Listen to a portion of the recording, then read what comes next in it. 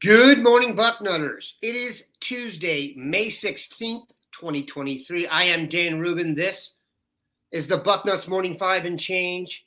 As you can see, we are joined by Steve Helwagen and his venerable years of experience here. The birds are chirping. And I don't know when spring officially starts in Ohio. It hasn't started yet officially. If the late Dwayne Long was here, we could diatribe on that for a while, but alas, he is not. So we will move on to some interesting topics. It is the off season, so there's nothing super pressing, and Ohio State seems to have its roster pretty much intact, and we will discuss that. But one of the vibes we're getting as the peaks at 2024 come out, peaks at the season ahead come up, are Ohio State and Georgia seem to be 1 and 2 or 2 and 1, as it were, on almost every single poll. It's ironic. We talked about this last time, Steve, that even the 247 poll has Alabama out of the top 5, which I don't know if I agree with, but we will deal with the fact that everyone seems to think Ohio State and Georgia are on a collision course. I imagine this podcast will not play well in Ann Arbor, but so be it. Most of the polls you will see, including that from 247, have Ohio State beating Georgia. Josh Pate, the voice of 247, crunched some numbers about mock drafts and potentially picked Ohio State tangentially to win the national championship. Where are you on all this right now? Now we were talking about Dylan Raiola, the former Ohio State quarterback commitment, has committed to Georgia yesterday, only adding to the intrigue, make what you want out of his quotes. Do you agree with this? And also, I had to lock a thread because it was getting chippy on there between Dawgs fans and Buckeyes fans. Once we devolve into the 5th page of name calling, we call it a day. Give me your thoughts on the whole deal. Obviously, last season ended against Georgia. Many people think Ohio State, salvaged its national presence in that game, and injuries led to their demise. Bring us up to speed on how you feel. Do you get that vibe, and are we getting ahead of ourselves? Yeah, I think you can definitely make a case for that. And with all apologies to Michigan, they're going to have a great team as well. And certainly within the Big Ten, that issue will be settled on the field on Saturday, November the 25th, as we found out yesterday at noon Eastern time, as always, as God intended it, for the 16th or 17th time in a row. We can't say year in a row because, those cowards dodged Ohio State in 2020. But what can we do? I'm just kidding, just joking. COVID was not something to be trifled with. There's some truth in every joke, Steve. Yeah, so just kidding, but we can't say year in a row. We have to say time in a row. But at any rate, I think that you're talking about, from the Ohio State standpoint, one of the most talented teams that Ohio State will put on the field in many years. Really All-American candidates at every position you look at, whether that's the offensive line with perhaps Donovan Jackson, the running back position, if Travion Henderson can stay healthy, wide receiver, certainly you can already, put Marvin Harrison down in ink as a first team All-American, regardless of what he might show on the field. He could catch 50 passes. He could catch 100. It doesn't matter. He's the best wide receiver in college football. And over on defense, you want to see the same things out of JT Tuimoloau and Jack Sawyer and all these guys I'm mentioning. Most of them could be first-round NFL draft picks. This is a contract year for these guys. They need to play well. And so I can understand where Josh Pate is coming from, that the most talented team is going to win the national championship, and that very well could be Ohio State. But there are some things in the way. The questions at offensive tackle, new starter at quarterback, some tough road games like Notre Dame certainly is a tough road game. Wisconsin and Michigan, obviously at the end, 3 really difficult road games there. So to me, it would be fitting if it does end up with Ohio State across the field from Georgia, either in a semifinal game or a national championship game, the final year of the 4-team playoff before the entire paradigm of our sport changes right before our eyes, where mediocrity will be rewarded beginning in 2024. Mhm. But at any rate, again, all apologies to Michigan. They're going to have a great team, and it's going to come down to that one game in Ann Arbor to determine who's going to go on to the Big Ten championship game. But to me, it does appear Ohio State and Georgia, at least in terms of overall talent, are right there, neck and neck with one another. And how fitting it would be if Ohio State gets a chance to avenge that loss. I think about what happened between Ohio State Clemson in 2019, the painful loss in the semifinal, and able to come back in 2020 and avenge that loss and just decimate Clemson in the Sugar Bowl. So if the Buckeyes are able to duplicate that with Georgia this time around, believe me, everybody be happy. What's really interesting about Ohio State and Georgia, and I would even throw Alabama in there. You're more of a historian than myself, but I can't remember a season when all three teams had such questions at quarterback. None of them are bringing back a guy who we really have an honest opinion on. I mean, you can project some vibes on Carson Beck and Kyle McCord. Tyler Buckner going in and projected to be the starter at Alabama. That to me is an indictment of their quarterback room. I was not that impressed with Tyler Buckner at Notre Dame. His favorite receiver, for one play at least, is now at Ohio State and playing safety, I might add. But he's not a passing quarterback. He's more of a runner. So the fact that they got him late and after their spring game lets you know that old Tricky Nick didn't see what he liked. And Carson Beck has been at Georgia almost as long as Stetson Bennett. So it's going to be very interesting. And I would imagine the quarterback that emerges best definitely has a shot at it. Do you see it as that? Are you sold enough on Ohio State's defense that you think they can go in there and really trade punches now? Man, that's a great question. And somebody in our chat raised that question, that is Ohio State ready to stop the run when it comes down to it against Michigan? Because, you put Blake Corum, who could be an All-American at running back if he stays healthy, and all he needs is a crease. And we know he's got the speed to take it to the house at any time. So to my way of thinking, Ohio State's got to be much better up front on defense in the front six, as we now have to refer to it. It's no longer a front seven, it's a front six with four defensive linemen and two linebackers, and then three safeties and two corners. But they're going to have to be gap sound. They're going to have to win those battles and contain Corum as much as they can, not give up the 30, 40, 50-yard run, and keep him in front of them. So that to me is a tremendous task. And we'll see, what kind of strides the Michigan passing game is gonna have. McCarthy, we'll see, how it all comes down. And to me, Ohio State's defense is going to be improved. But again, until you get in that moment against a top 5 team, how do you really know? You really don't know. Notre Dame probably won't test it, although they have the quarterback from Wake Forest, who is certainly an improvement. Yeah, an improvement. I'm glad he didn't go to Alabama. I'll tell you that much. Yeah, there you go. To go put him on a loaded team. That would scare the crap out of me. Yeah, put him on a loaded team and see how good they do. But to me, I think you just have to hope for the best where this defense is concerned, and they can't afford any injuries. I mean, I think they've got almost a 2 deep across the board, but is it a great 2 deep? We don't know yet. We won't know till we get into the thick of this season and play against some better offenses. And again, like last year, could those be few and far between? I don't know. Larry Johnson has put together an unquestionably Hall of Fame career. I find it slightly comical that we've been asked if he's going to retire and been doing the opposing recruiters putting pressure on him literally since the day he got here. And I kind of have a hard time remembering when he got here. It's coming up on a decade. So apparently he's staying. But there has been some chatter about Larry and the production of the defensive line, largely because I don't think Zach Harrison ever materialized into the glorified 5-star that we expected.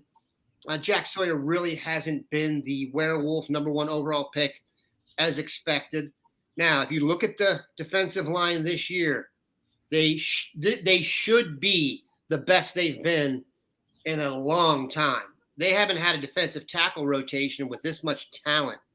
By the way, Devon Hamilton, the non-talented one, just got a signing bonus of like $20 million, but I digress. So you've got the two guys out. You got Tyreek Williams, you've got Mike Hall, and you've got Ty Hamilton and Tywon Malone. So Ty Hamilton, obviously, Hero Canoe. Ty Hamilton going to get some very nice Christmas gifts from older brother Devon. Yes, but that 4-man rotation, just by name and by recruiting, is about the best 4-man defensive tackle rotation in theory they've had in some time now. I was one of those guys who would watch the games and wonder where Tyreek Williams and Mike Hall were all day. Definitely flash. What we need some Superman. You know what I'm saying? Like those guys, mainstays. I'm not sure any of those guys have been every down, stop the run pluggers that you need. None of them have shown that. And then, Tuamolau had a nice year in the one game against Penn State that kind of carried his stats, and then Jack Sawyer. So the potential is there. But if they don't, I'm almost going to say if they don't dominate, I do think Larry's going to take a bunch of crap. Your thoughts?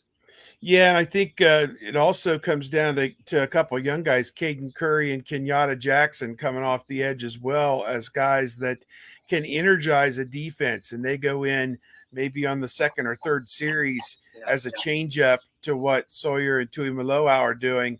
Kenyatta Jackson showed great speed, like he was shot out of a cannon sometimes during the spring, and I think that's what's been missing is that explosiveness at times out of this defensive front. And you want to see Jim Knowles turn those guys loose and let them, instead of playing assignment football, let them play reckless abandon football and go try and make a big play. Big plays on defense have been few and far between negative plays, sacks, and even just as important, getting turnovers, forcing fumbles. Remember when Ohio State used to intercept passes? Am I the only one that can remember that? Malik Hooker, if you needed to turn the game around, he'd have a pick six. Throw in a pick six every year. Or even Marshawn Lattimore. It was a different vibe. Yes, it was. You knew a play was coming. Denzel Ward, my goodness. I used to know we were going to win the game in the first possession.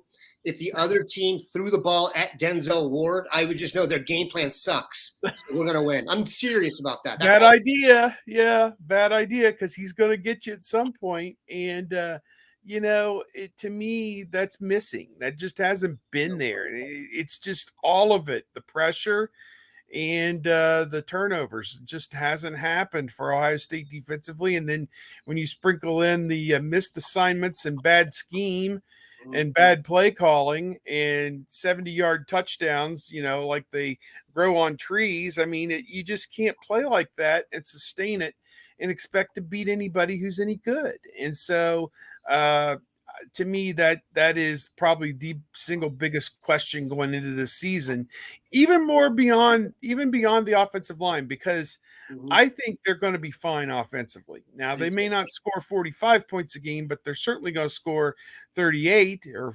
39, 40. They're going to be in that realm, I don't think, without any question. So the offensive line is going to be fine. And to me, it comes down to how much better you can be defensively. So I want to see that beginning with the Indiana game, and I want to see the defense make a statement. Go out and dominate. Even if they are lesser opponents, go out and dominate and get in the habit of making game-changing plays. You just can't show up against Michigan after a year of not having negative plays and not getting any turnovers and say, oh, the defense is going to get them today. Well, they didn't do it all season. Why would they do it in the biggest games? So, that's what you want to see. And I do realize a lot of offenses in the modern era have gone to this quick passing game. So the idea of the edge rusher in the traditional sense of, the Nick Bosa and Chase Youngs of the world, it's gotten harder to do that. But just from an eye test perspective, and Steve, you know this feeling. Like there are times in a game, sometimes Ohio State was so good on defense, we're like, let's just run it and punt it and give it back to their offense so we can kick their ass some more. You know what I'm saying? Like that feeling where your defense is going to just make them feel worse about themselves. I haven't gotten that in a while. So, Yeah, the issue now in recent years has been you scored too quickly and you got to put those clods back out on the field. I hate having to think like that. When I start thinking about fatigue of the defense and I'm like, oh, our corner's going to get – yeah, you can't be doing that. That's not going to work. All right, let's take a slight break here at the 15:40 mark. Pay a couple podcast bills. And we are back. The other big – I want to say this one thing about that you mentioned before I forget it. One, we have heard a ton about Caden Curry and Kenyatta Jackson. Almost too much. I get a little bit worried when I hear about the young guys that much, and I don't hear about the older guys as much. Now, I realize load management in the off season in terms of the way the kids are used in practice and stuff. I get it, but I think it's a positive that we've heard as much as we have about Curry and Jackson. I hope that doesn't mean that they are literally pushing for starting spots, because if that's the case, I do think we have a little bit of an issue. However, let's talk about the other burgeoning topic that's kind of really in your mix, and then we'll get to some questions from the peanut gallery here. Much talk of expansion in the Big Ten and across the board. We also mentioned the fact that we're going to a 12-team playoff next year, so I'm not even sure how much expansion talk really matters at Ohio State, given they're going to be tugging at the fabric of a Big Ten title and what that really means, and the focus will probably be enlarged on the national title. But we've heard a bunch of schools. I guess the most recent chatter would be Oregon and Washington. But you've been following this for, I think eons is a correct term here. Some years, yes. How do you see it working out? Does it even really matter to you? Is this much ado about nothing? Is this a summer off-season chatter? Is this just, the Big Ten network making so much money that everybody wants to hop on board? What is it? Yeah, I'm not overly excited about Oregon and Washington, just as I wasn't overly excited about USC and UCLA. I just think about the human toll involved in sending teams coast to coast during the school year. It just doesn't seem to make a lot of sense. You can't preach student athlete welfare in one hand and then put everybody on a plane to the West Coast and get home at 4 a.m. after playing a game at UCLA and expect to come back and play another game 7 days later. It just doesn't make any sense to me. So, at any rate, yeah, and the pros, this was brought up in my chat. The pros would be you can charge top dollar for the Big Ten network in Oregon and Washington. I don't think either of those states are really high population states necessarily, not like California, where you're going to make many, many, many millions of dollars the first day that thing gets upgraded in August of 2024. But Portland and Seattle are decent markets, but you're right, nothing like the California gold rush, as it were. The gold rush of California that the Big Ten network will be producing. Plus, you'll have an increased inventory of 10 p.m. games that you can market both for football and all winter long in basketball. I mean, it's nonstop. So that's a lot more money on the table.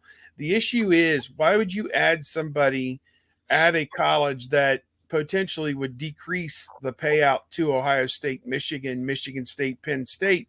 Ohio State would never agree to that if its own payout was going to be decreased. So from a dollars and cents standpoint, it has to make sense. There's no rational reason strategically, competitively to add more teams just to get to 18 or some magical number of 20. I tell this all the time.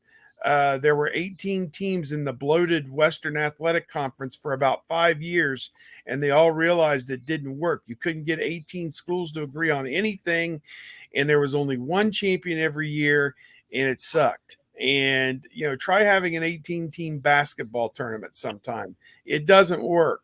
So I don't know. I don't see the merit in this. If somebody else can explain to me why this is a priority, the SEC added Texas and Oklahoma, which were no brainers for them. Mhm. USC and UCLA carry the same kind of financial cachet, let's just say, and somewhat competitively as well. Maybe, so okay, but geographically it sucks for everybody involved in this thing, coaches, players. It just sucks. So, whatever. People say, well, they did invent airfare decades ago, or airplane travel, decades ago. You can get there. Yeah, you can get there, but it does take a toll on your body. There's no two ways about it. So, we'll see how it goes, I guess.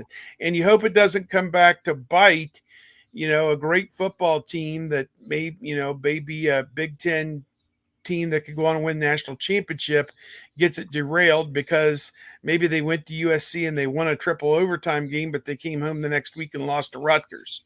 It's just strange things happen when you stress people beyond their means. Strange things happen. So, we'll see.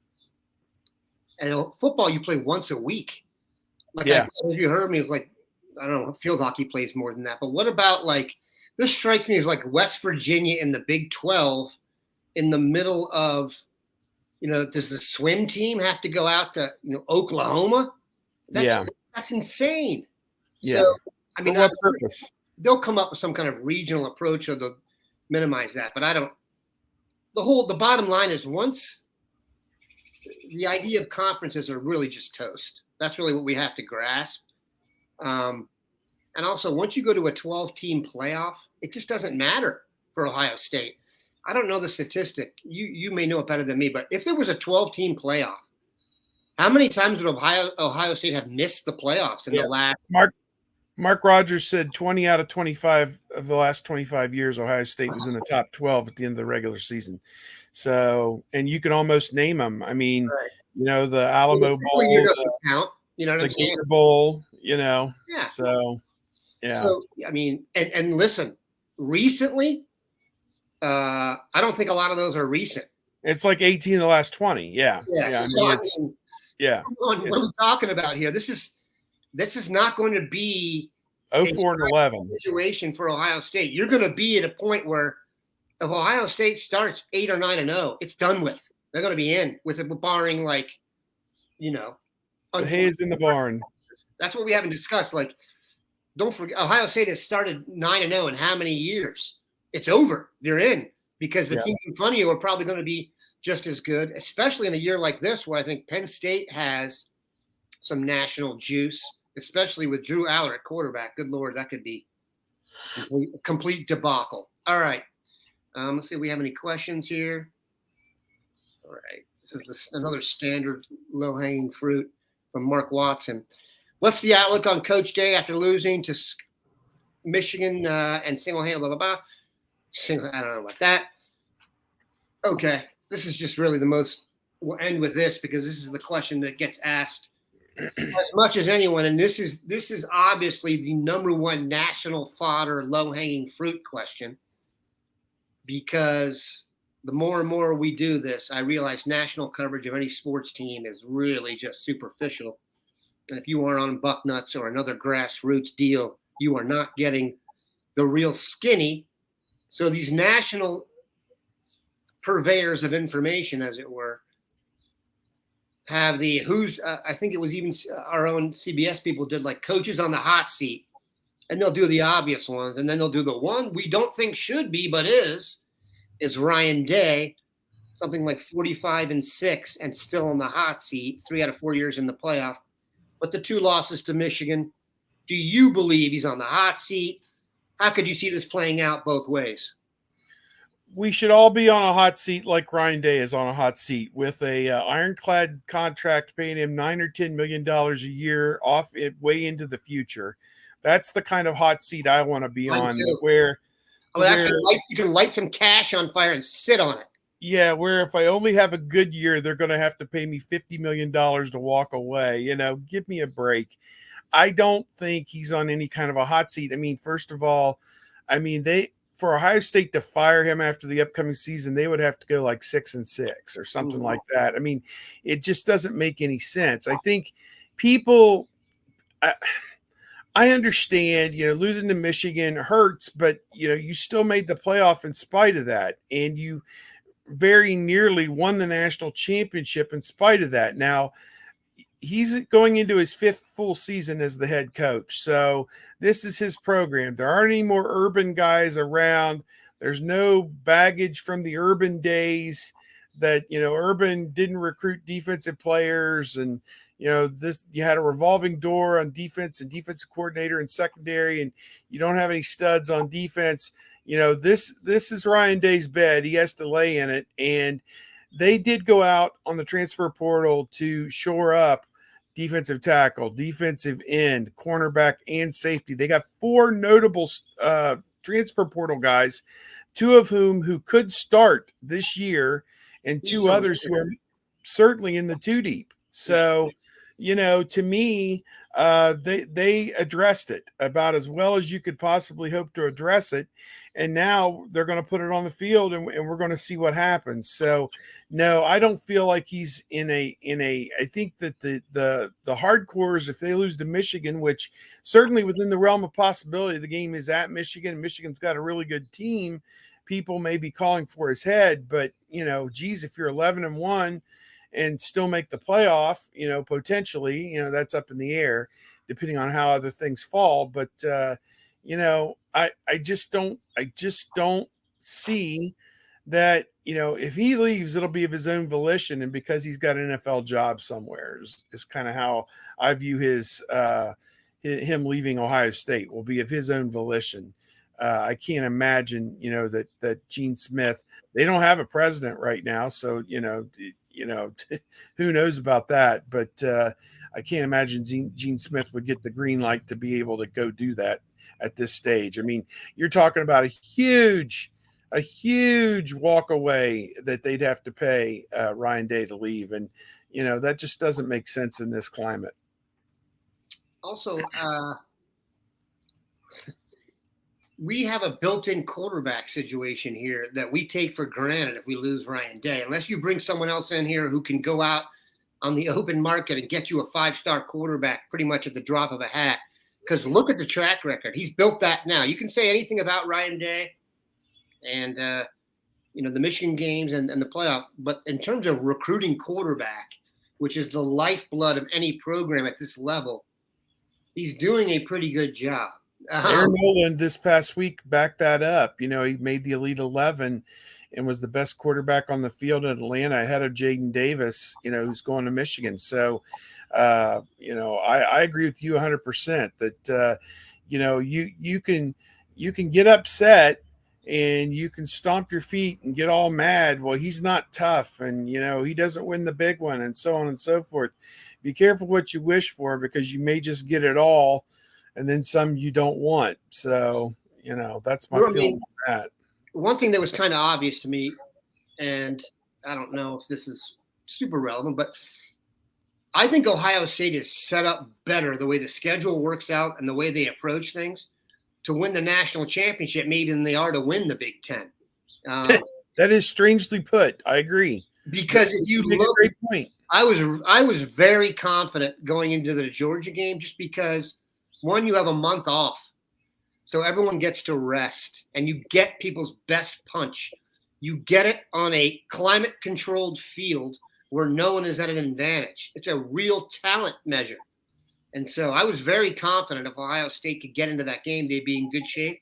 I honestly believe they would have won the game had they not been down to skill players from Pickerington North that they had to call up during the game. That was ridiculous. So they got to get through the Penn State Michigan gauntlet this year. But I really feel like if they can get to the playoff, this is why I'm so confident about the playoff. They're going to be they're very tough to beat in a playoff situation. When you're going to, like, we haven't even mentioned Emeka Egbuka. If you were to look at Las Vegas odds for the second All-American receiver right now, it would be Emeka Egbuka. So I realize the star that is Marvin Harrison outshines that. And I just looked at a mock draft that had Cade Stover going in the first round. So Oh, good Lord. they're super talented. I don't think he will, but just to say, like, they're going to be so much better at the skill spots this year. And that's hard to even say. But they lost Jackson last year. Running back was a mess. A mess. You are hard pressed to find a guy who had an opening year like Travion Henderson that took a step back like that in a second year. So I think they're in real good shape to win the national championship. But ironically, I think it's going to be tougher to win the Big Ten. So I don't even know what that really means. That's crazy. We are thrilled that Steve stopped by. We took a little bit more on the football side of it than we do on recruiting with Steve Wiltfong, but Wiltfong, again, sunning himself on some tropical location. So we appreciate Steve stopping by. You have a good one, Bucknutters.